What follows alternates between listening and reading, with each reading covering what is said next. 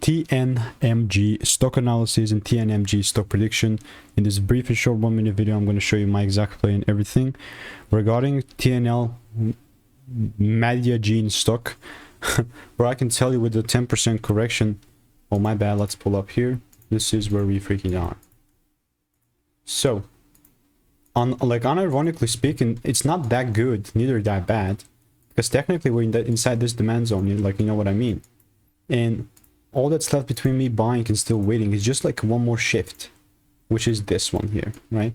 So if I go back to like the 1 hour, 2 hour chart, if I do not see that shit actually taking place, not gaps, but like proper shift, then I guess I'm not gonna buy this. And that's like totally fine with me. Like, not everything's supposed to be bought, you know what I mean? So if you do want to learn how I'm making 5-10k per month trading, just click the first link in the description, get my free emails, and I will continue to keep you updated. Goodbye and enjoy.